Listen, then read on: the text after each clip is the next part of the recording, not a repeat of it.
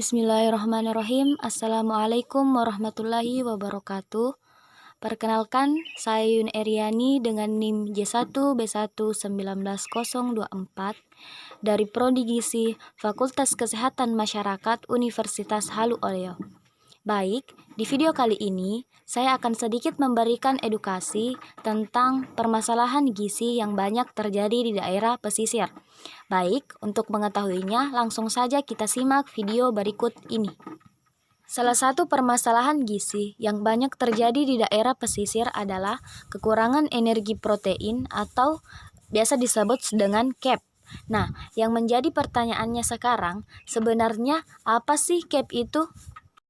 Kekurangan energi protein atau CAP adalah suatu keadaan kurang gizi yang disebabkan rendahnya konsumsi energi dan protein dalam makanan sehari-hari, sehingga tidak terpenuhinya angka kecukupan gizi seseorang. Kekurangan energi protein terjadi karena beberapa faktor, yakni yang pertama, penyakit infeksi.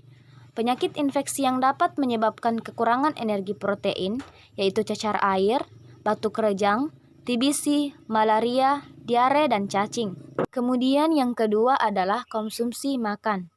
Kekurangan energi protein sering kita jumpai pada anak usia 6 bulan hingga 5 tahun, di mana pada usia tersebut tubuh anak memerlukan zat gizi yang sangat tinggi, sehingga apabila kebutuhan zat gizi tidak terpenuhi, maka tubuh anak akan menggunakan cadangan zat gizi yang ada di dalam tubuh yang berakibat semakin lama cadangan semakin habis dan akan menyebabkan terjadinya kekurangan yang menimbulkan perubahan pada gejala klinis. Yang ketiga adalah kebutuhan energi. Kebutuhan energi tiap anak berbeda-beda. Hal ini ditentukan oleh metabolisme basal tubuh, umur, aktivitas, fisik, suhu, lingkungan, serta kesehatannya. Energi yang dibutuhkan seseorang tergantung pada beberapa faktor, yaitu jenis kelamin, umur, aktivitas fisik, dan kondisi psikologis. Kemudian yang keempat adalah kebutuhan protein. Protein merupakan zat gizi penting karena erat hubungannya dengan kehidupan. Kemudian yang kelima adalah tingkat pendidikan dan pengetahuan ibu.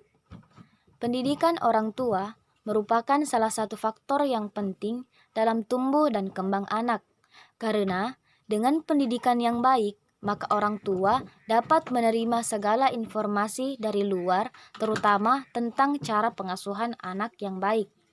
Seorang ibu dengan pendidikan yang tinggi akan dapat merencanakan menu makan yang sehat dan bergizi bagi dirinya serta bagi keluarganya. Kemudian yang keenam adalah tingkat pendapatan dan pekerjaan orang tua. Pendapatan keluarga yang memadai akan menunjang tumbuh kembang anak karena orang tua dapat menyediakan semua kebutuhan anak, baik yang primer seperti makanan maupun yang sekunder. Jadi, penghasilan merupakan faktor penting bagi kuantitas dan kualitas makanan. Kemudian, faktor yang terakhir adalah besar anggota keluarga. Jumlah anak yang banyak pada keluarga yang keadaan sosial ekonominya cukup akan mengakibatkan berkurangnya perhatian dan kasih sayang yang diterima anak, lebih-lebih jika jarak anak terlalu dekat.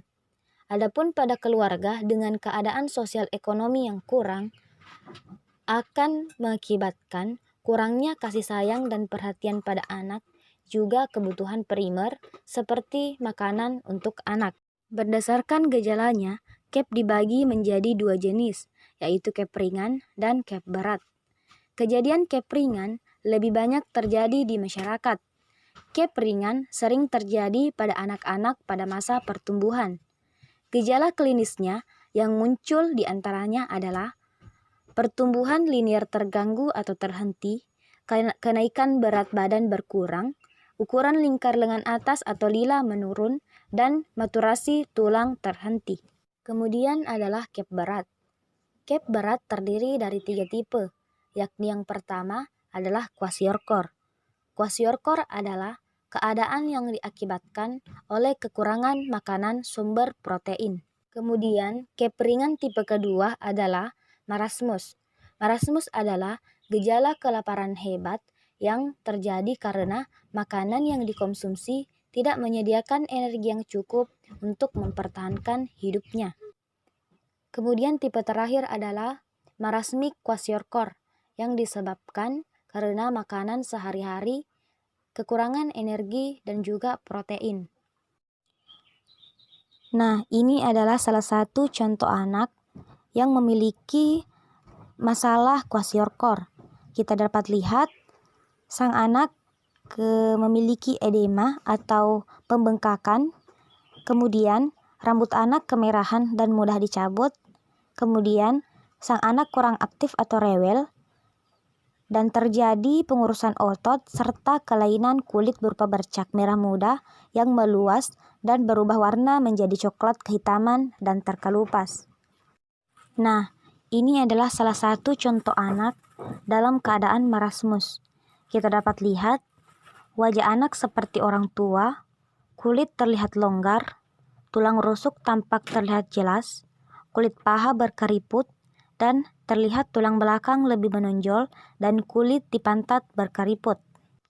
Nah, pada gambar ini kita dapat melihat contoh anak dengan keadaan marasmic kwashiorkor.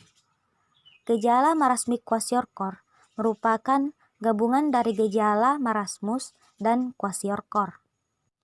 Adapun pencegahan yang dapat dilakukan adalah memastikan anak mendapat asupan makanan yang cukup, memantau pertumbuhan anak secara berkala, dan bila terjadi infeksi segera ke dokter. Baik teman-teman, sekian dulu video edukasi dari saya. Terima kasih sudah menonton. Semoga bermanfaat bagi kita semua. Wassalamualaikum warahmatullahi wabarakatuh.